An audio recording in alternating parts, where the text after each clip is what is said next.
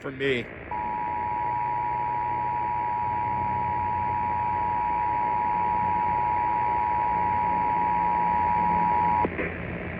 Message from the Nevada County Office of Emergency Services.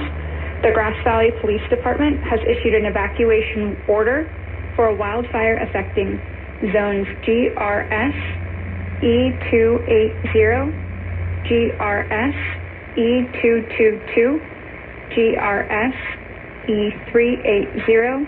Evacuate immediately.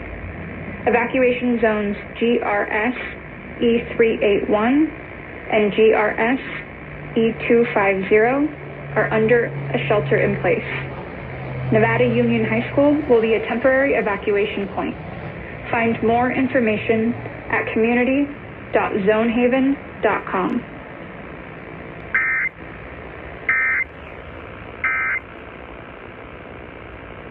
All right. Keep this in mind. I don't know if you can see that, but somewhere in that direction, there is a fire not far from my house. Don't worry, everyone. I am safe. I'm going to evacuate. I'm getting ready right now as we speak. I just decided to hop out here and catch it. That way my family could see this.